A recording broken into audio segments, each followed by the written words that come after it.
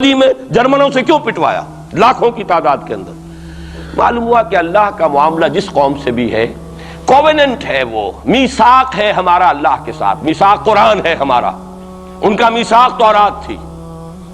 پکڑو اس کو، خذوا ما آتیناکم بقوۃ، پکڑو اس کو مضبوطی کے ساتھ جو ہم نے تمہیں دیا ہے۔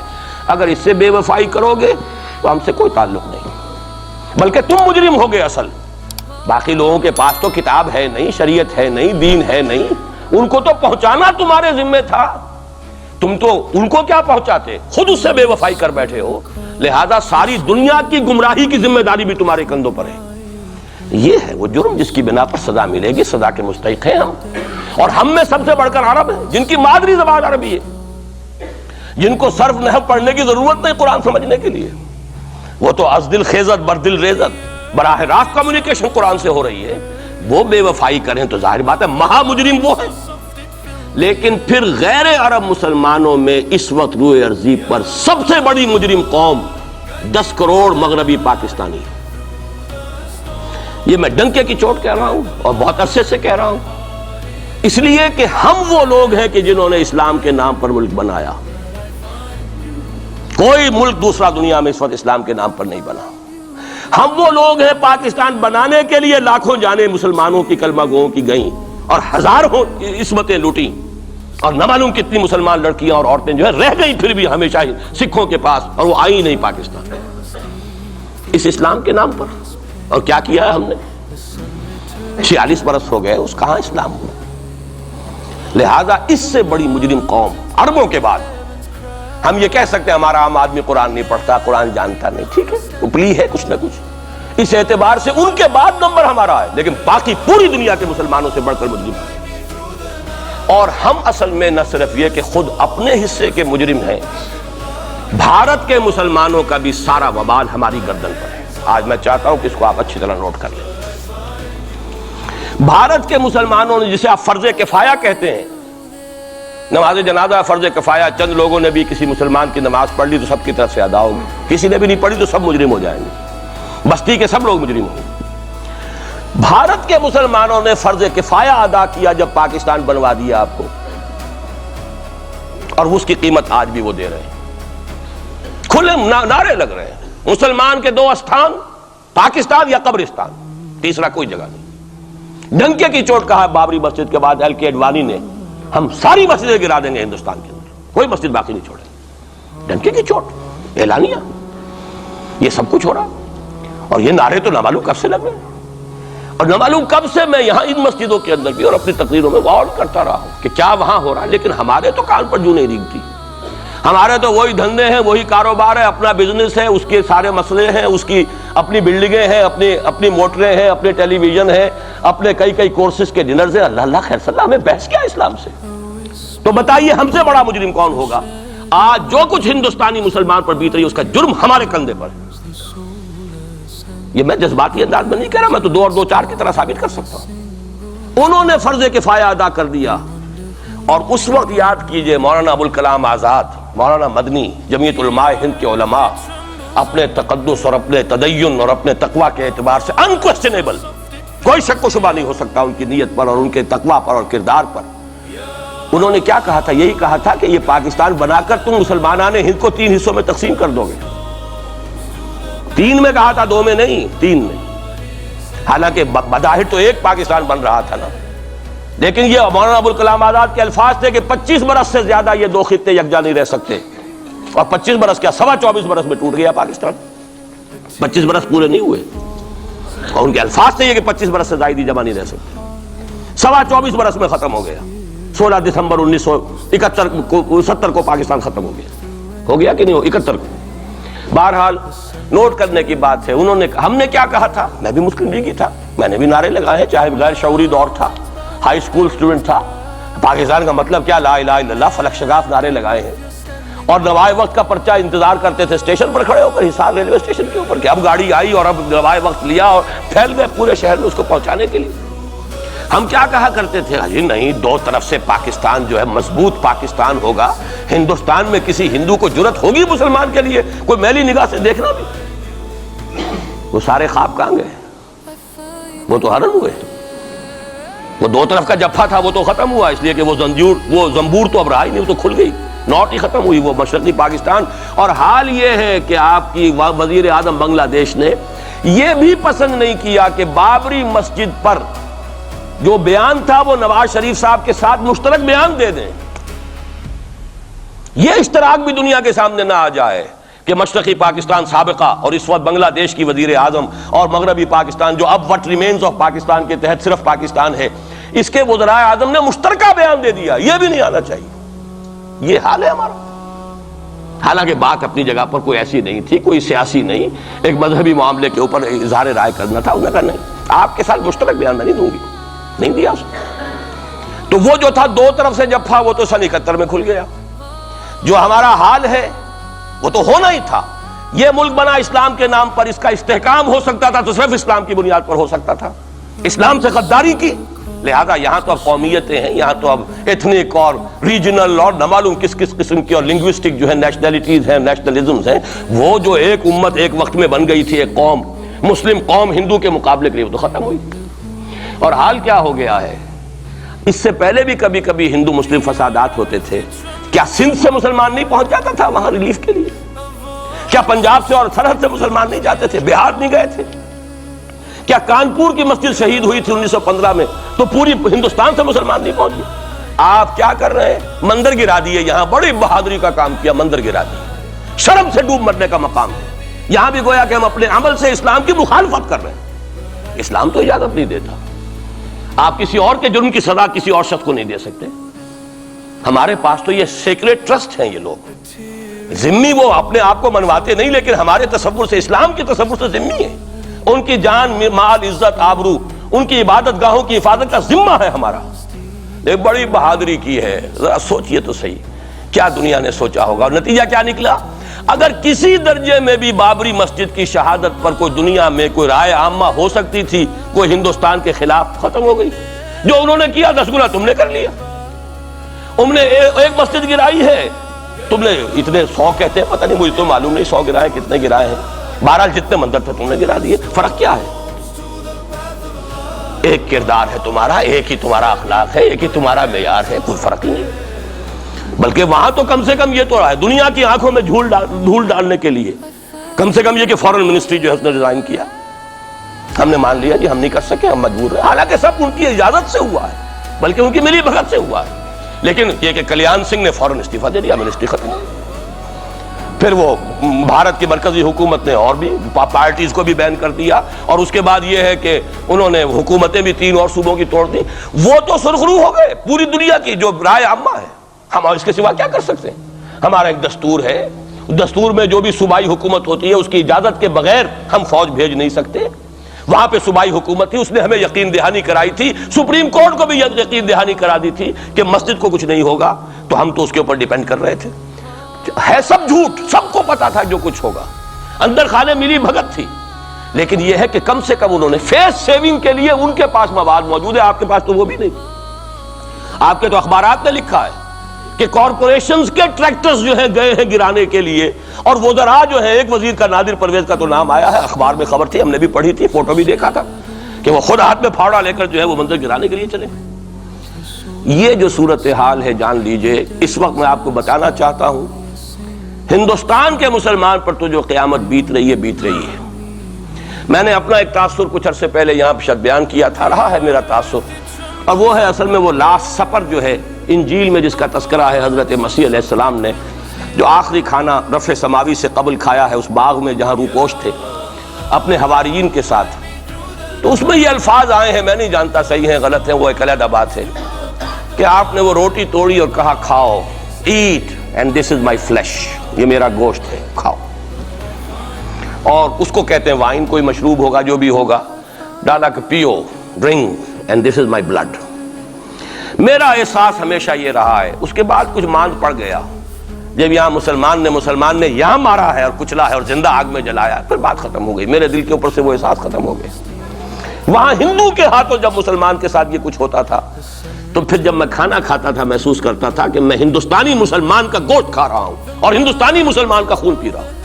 یہ ہمیں عیش جو یہاں حاصل ہے، جو آرام حاصل ہے، جو ہمیں یہاں پر سہولتیں حاصل ہیں، جو معاشی اس کی کاسٹ پر ہے، اس نے آپ کو یہ ملک لے کر دیا اور آج تک اس کی قیمت ادا کر رہا ہے، اور ہم جو ہے عیش کر رہے ہیں، گل چھرے اڑا رہے ہیں۔ یہاں جس کے پاس 2 پیسے ہو گئے برقع اتار کے اس نے پھینک دیا، یہ معلوم ہوتا ہے کہ یہ تو مفلسی کو چھپانے کا ذریعہ تھا۔ 4 پیسے ہوں، اچھے کپڑے پہنے ہوئے ہوں، میک اپ صحیح کیا ہوا ہو، تو پھر برقعے کی کیا ضرورت ہے؟ اور میں نے شاید سنا ہے آپ کو، مجھ سے تو چند لڑکیوں نے یہ الفاظ کہے باقاعدہ۔ میں جب پریکٹس کرتا تھا لاہور میں کرشن نگر میں، تو ایک گھرانے کی، اور مجھے معلوم ہوا کہ ان کے والد انتہائی نیک تہجد گزار، کئی لڑکیاں تھیں بہنیں، ایک ہی تقریباً عمر 200 سے 1.5 سال کی، کبھی وہ آتی تھی کلینک میں میرے تو برقعے سمیت، کبھی آ رہے ہیں تو بغیر برقعے کے۔ میں نے پوچھا یہ کیا تماشا ہے آپ لوگوں کا، کبھی بغیر برقعے کے کبھی برقعے سمیت۔ صاف جواب دیا، میں ان کے الفاظ کوٹ اینڈ کوٹ میں ان کے الفاظ کوٹ کر رہا ہوں، ڈاکٹر صاحب جب ہمیں کوئی میک اپ کرنے کا، کپڑے بدلنے کا موقع نہیں ملتا تو ہم برقع پہن لیتے ہیں، اور جب ہمیں موقع ملتا پھر ہم برقع کائے کو پہنتے۔ تو گویا کہ اس کو چھپانے کا ذریعہ برقع ہے کہ کپڑے میلے ہیں، میک اپ نہیں کیا تو لہذا برقع پہن لیا۔ یہ ہے حال پاکستان میں اسلام کا جو ہم نے بنایا ہے۔ تو میں جو کچھ دیکھ رہا ہوں وہ یہ ہے کہ ہندوستان میں تو قیامت، اب وہاں جو آفیشیل فگرز ہیں 1000 1200 کتنے ہیں، لیکن کم سے کم 10,000 آدمی، اور اب یہ چین ہے فسادات کی۔ کل کے اخبار میں احمد آباد کی تھی، کبھی کہیں ہے کبھی کہیں ہے، اور واقعہ یہ ہے کہ تبصرے یہ ہو رہے ہیں کہ ہندو فنڈامنٹلزم از آن دی رائز۔ یہ جو کچھ ہوا ہے، جتنا بھی اس کے اندر ان کو گرایا گیا ہے، ان کی حکومتیں گرائی گئی ہیں، اس سے انہیں تقویت حاصل ہو رہی ہے۔ They are getting stronger and stronger. Congress کے لیے اب اپنی جو ہے جان بچانی مشکل ہے، اور اس وقت سب سے بڑا ان کے لیے جو ہو گیا وہ یہ ہے کہ وہ کمیونسٹوں کی سپورٹ کے بغیر چل نہیں سکتے، اور کمیونسٹ جو ہے وہ ان کی جو اس وقت وہ امریکہ کے زیر اثر جو اپنی اکنامک پالیسیز چینج کر رہے ہیں اس کا ساتھ دینے کو تیار نہیں۔ تو یہ ڈائلیما ہے، جبکہ ادھر جو ہے وہ بالکل جو ہندو ذہن ہے وہاں کا ریوائولسٹ ذہن وہ پوری طریقے سے پائے۔ تو اب اس وقت میں اس کے حوالے سے عرض کر رہا ہوں کہ ہندوستان اور پھر پاکستان کو علیحدہ نہ سمجھیے، اس لیے کہ ہندوستان کو اگر انہوں نے مسلمانوں سے یا اسلام سے خالی کرا لیا تو پھر ان کے بعد ان کا ٹارگٹ جو ہے پاکستان تو ہے ہی ہے، ہم تو ان کے ٹارگٹ نمبر 1 ہیں۔ ذہناً انہوں نے کبھی پاکستان کو تسلیم نہیں کیا، اور ہمارا اب ساتھی ہے کون؟ اللہ پر تو نہ یقین نہ اس سے ہمارا تعلق، جو معاملہ نہ دارت سخن آشنا نہ باشد۔ اللہ سے تعلق کیا ہے ہمارا؟ اللہ سے کون سی دوستی ہے؟ اللہ کیوں ساتھ ہے ہمارا؟ ہم تو مجرم ہیں نمبر 1 اس کے، اور باقی دنیا میں جن پر سہارا تھا، جن پہ تکیہ تھا، وہی پتے ہوا دینے لگے۔ وہ تو بالکل امریکہ کی پالیسی معلوم ہوتی ہے کہ ہمیں تو ہاتھ پاؤں باندھ کر جیسے ہندو کے سامنے ڈال دیا جائے۔ کبھی وہ ٹیررسٹ اسٹیٹ قرار دینے کی دھمکی آ جاتی ہے، فیلرز کی شکل میں آ جاتی ہے۔ یہ فیلرز دیے جاتے ہیں اس لیے تاکہ بات پہنچ جائے۔ اگر صرف بات اس طریقے سے انڈائریکٹلی پہنچنے سے مطلوبہ مقصد حاصل ہو جائے تو خام خواہ براہ راست کہنے کی ضرورت کیا ہے؟ مطلب تو حاصل ہو۔ سب نے سجدہ سہو کیا ہوا ہے، ہمارے ہاں ہر ادارہ سجدہ سہو کر چکا امریکہ کے سامنے، ٹوٹل سرنڈر۔ اور یہ بات جو قاضی حسین احمد صاحب کہہ رہے ہیں 100% درست کہہ رہے ہیں، 100% درست کہہ رہے ہیں۔ ٹوٹل سرنڈر، چاہے وہ بے نظیر ہو، چاہے وہ نواز شریف ہو، اور چاہے وہ کوئی اور ادارہ ہو آپ کا جو یہاں پہ قوت کا اصل سرچشمہ ہے اور منبع ہے، سب کے سب 100% جو ہے اس کے سامنے سجدہ کر چکے ہیں۔ یہی وجہ ہے کہ وہ بے نظیر کا ساتھ نہیں دے رہے۔ بے نظیر کا ساتھ کائے کو دے؟ اگر نواز شریف ان سے بڑھ کر، ہم بھی ہیں دربار کے، اگر یہ کہنے کے لیے وہ ان سے بڑھ کر تیار ہو تو اسے کیا ضرورت پڑی ہے؟ اس کی کون سی کوئی رشتہ داری ہے بے نظیر کے ساتھ یا کسی اور کے ساتھ؟ ہاں اگر نواز شریف کہیں کسی جگہ پر بھی کوئی اپنے پاؤں کو گھسیٹتا، ڈریگ کرتا اپنے فیٹ کو، کہیں کوئی رکاوٹ ڈالتا، پھر ٹھیک ہے، پھر اس کو آلٹرنیٹ لانے کے لیے تو کوئی ہے نہ کوئی سوال۔ لیکن جب وہ ان سے بڑھ کر نیاز مند ہو، ان سے زیادہ بڑھ کر سجدہ کرنے کو تیار ہو، ان سے بڑھ کر کہیں ہم شریعت کوڈ کو اٹھا کے پھینک دیں گے اگر سود کا معاملہ جو ہے شریعت کوڈ کے حوالے سے ہمارے لیے مصیبت بنا، سود تو دیں گے، چلے گا، لائیے، خدا کے لیے لائیے، پیسہ لے کے آئیے، ہمارے ملک میں آئیے، پیسہ لگائیے۔ اور یہ سود وود کا یہ کوئی مولوی لوگ ہیں پاگل جو کہتے ہیں کہ یہ کوئی حرام ہے، اور کوئی پاگل ہمارے شاید وہ کورٹ والے بیٹھے ہوئے تھے جنہوں نے اسے کہہ دیا کہ بینک انٹرسٹ بھی جو ہے ربا ہے۔ باقی آپ ہم سے کوئی ڈر نہ رکھیے، میرے اسلام کو اب قصہ ماضی سمجھو، ہنس کے وہ مس بولی کہ پھر مجھ کو بھی راضی سمجھو۔ سیدھی بات ہے، جھگڑا تو اسلام سے تمہارے سے تو نہیں، نہ بے نظیر سے جھگڑا ہے اور نہ نواز شریف سے جھگڑا ہے، جھگڑا اسلام سے۔ اس حوالے سے بہت برا وقت آ رہا ہے، اور اس میں ایک پہلو میں اور چاہتا ہوں کہ آپ حضرات کے سامنے بیان کر دوں۔ پوری دنیا میں تو فنڈامنٹلسٹ مشہور ہو گیا مسلمان، پوری دنیا کا ذرائع ابلاغ لگے ہوئے ہیں۔ اصل فنڈامنٹلزم جو ہے، بلکہ 2 باتیں عرض کر دوں، ریشزم پوری دنیا میں بدنام، گالی، اور اصل ریشسٹ ملک اسرائیل، اسے کوئی کچھ نہیں کہتا، اس لیے کہ وہ مذہبی ریاست نہیں ہے، وہ تو بلکہ یہودیت ہے ہی نسلی مذہب۔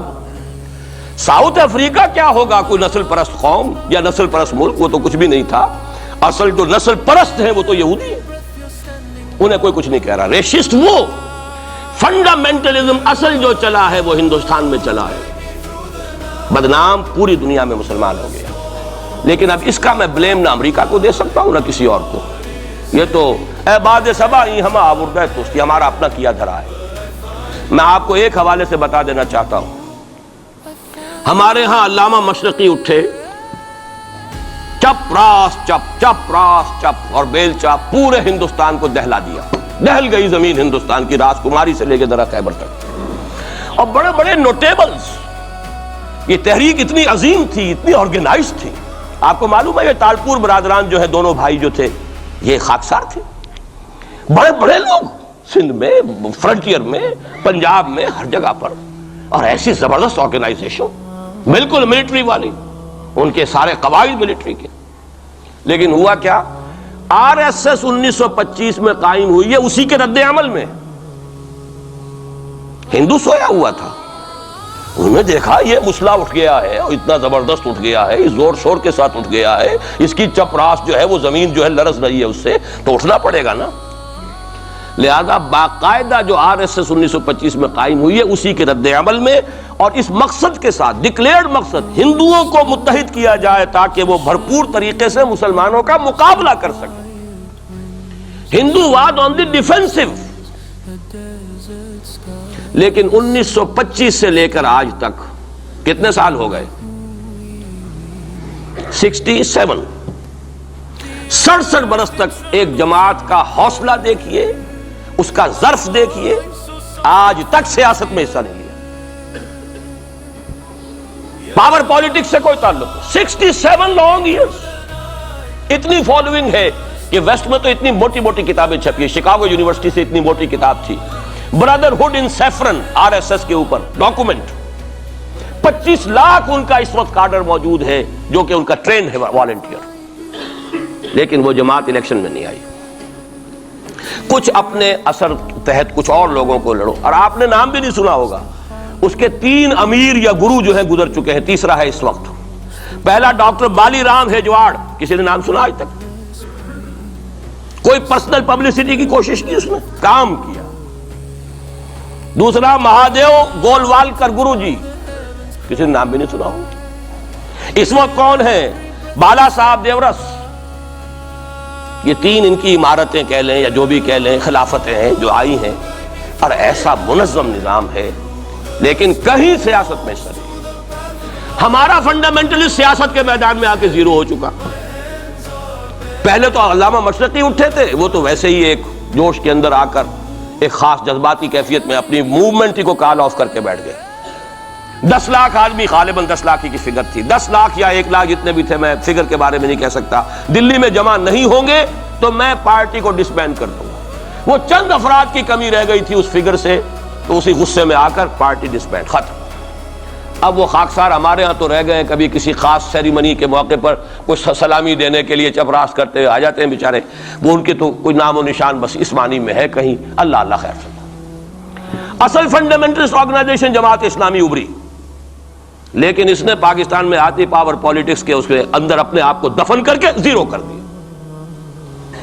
وہاں یہ معاملہ چل رہا ہے، یہ ہے اصل میں جو فرق آپ کو سمجھنا چاہیے۔ یہ 1925، یہ جو دوسری جماعتیں ہیں، وی ایچ پی ہے، وشوا ہندو پریشد، یہ اس کی ایک ذیلی تنظیم ہے، جیسے جماعت اسلامی کی ذیلی تنظیمیں ہیں اسی طرح کی ذیلی تنظیم ہے۔ آر ایس ایس خود کبھی نہیں آئی پالیٹکس میں، اور 2 مرتبہ تاریخ میں اس کو بین کیا جا چکا ہے ہندوستان میں، چونکہ آر ایس ایس کا آدمی تھا جس نے گاندھی کو ایسیسینیٹ کیا تھا 1948 میں، دی پارٹی واز بینڈ۔ اس کے بعد جب اندرا گاندھی کا دور آیا ہے وہ ایمرجنسی کا، اس میں بھی پارٹیز اس نے بین کی تھی، آر ایس ایس بھی بین ہوئی ہے، لیکن ہر مرتبہ پہلے سے زیادہ ابھر کر آئی ہے وہ۔ اور آج یہ سب کے سب وی ایچ پی والے، بی جے پی والے، یہ سب در حقیقت آر ایس ایس کے آدمی، اور یہ ان کا ڈکلیئرڈ ایم اب بن چکا ہے، اور حالات جو ہیں ہم اس سزا کے بالکل مستحق ہو چکے ہیں۔ عصیاں سے کبھی ہم نے کنارہ نہ کیا، لیکن تیری رحمت نے گوارا نہ کیا۔ یہ تو ہو سکتا ہے اب بھی ہم اسی اللہ کی رحمت پر تو ادھار کھا سکتے ہیں، لیکن واقعہ یہ ہے کہ ہم اس سزا کے بالکل مجرم ہو چکے ہیں اور مستحق بن چکے ہیں، اور نظر یہ آ رہا ہے کہ اب حالات ہمارے لیے زیادہ سے زیادہ پیچیدہ سے پیچیدہ، مشکل سے مشکل، اور زیادہ سے زیادہ جو ہے گمبھیر ہوتے چلے جا رہے ہیں۔ بھارت میں ہندو فنڈامنٹلزم بڑی تیزی کے ساتھ ایک طوفانی شکل کے اندر آیا ہے، اور بھارت میں تو مسلمان تنظیم کوئی ہے ہی نہیں۔ آپ کے شاید علم میں آیا 2 جماعتیں بین کر دی، جماعت اسلامی بین۔ جماعت اسلامی بھارت کی جو اصل جماعت ہے وہ تو ایک علمی کام کرنے والی، دعوتی کام کرنے والی، قرآن مجید کے تراجم شائع کی سیاست میں تو ہے ہی نہیں ہوا، لیکن یہ کہ اس کا اور سوال ہی پیدا نہیں ہوتا ٹیررزم کا یا کسی درجے میں بھی کوئی اس طرح کی ایکٹیویٹی جماعت اسلامی۔ لیکن وہ ہے نا کہ وہ ترازو کا ایک پلڑا اگر ادھر 3 کو بین کیا تو ادھر بھی 2 تو ہو کم سے کم، وہ جماعت اسلامی بین ہو گئی۔ ہاں کشمیر میں جماعت اسلامی کا ایک رول ہے، لیکن کشمیر کی جماعت اسلامی علیحدہ جماعت اسلامی ہے، وہ ہندوستان کی جماعت اسلامی سے اس کا تعلق نہیں ہے۔ جیسے پاکستان کی جماعت اسلامی، مشرقی پاکستان یا بنگلہ دیش کی جماعت اسلامی، ہندوستان کی جماعت اسلامی اور کشمیر کی جماعت، یہ 4 علیحدہ ہیں بالکل، ان کا آپس میں تنظیمی رابطہ کوئی نہیں۔ کشمیر کی جماعت اسلامی یقیناً ہے، اور یہ سمجھتا ہوں میں، اور یہ صحیح بات ہے، بعض تبصرہ نگاروں نے لکھی بھی ہے کہ اصل میں اس وار سے انہوں نے کشمیر کے مسئلے میں جب یہ بین کیا ہے وہاں کی 3 ہندو جماعتوں کو، تو اس کے ساتھ ہی 2 مسلمانوں کو ایک لپیٹ میں لے کر پارٹیز کو، تو کشمیر میں جو جماعت اسلامی چونکہ ابھی تک وہ بینڈ نہیں تھی، اور جماعت اسلامی کا آرگنائزیشنل جو ہے بیکنگ مل رہی تھی حزب المجاہدین کو، جو وہاں پر جو بھی اس وقت جو جد و جہد کر رہی ہے، لہذا اس کو کمزور کرنے کے لیے کیا ہے۔ لیکن یہ کہ ہندوستان میں کوئی مسلمانوں کی لیڈرشپ ہے ہی نہیں، سارے قائدین تو پاکستان بنا کے پاکستان آ گئے تھے، رہ تو گئے تھے وہاں پہ وہی جمیعت علماء ہند کے لوگ، اس وقت بھی سنبھالا ہے تو انہوں نے سنبھالا ہے، مولانا حفظ الرحمان سہاروی نے سنبھالا ہے، مولانا ابوالکلام آزاد نے کچھ سنبھالا دیا جتنا بھی دے سکے، باقی مسلم لیگی تو سبھی آ گئے تھے، وہاں سے رہ کون گیا تھا؟ لے دے کر مدراس میں کوئی 1-2 اور کیرالہ کے اندر، کیرالہ میں البتہ یہ کہ راشٹریہ سیوک سنگھ کے مقابلے میں مسلم سیوک سنگھ قائم کیا گیا، اور وہ کام بہت اچھا کر رہے تھے، لیکن یہ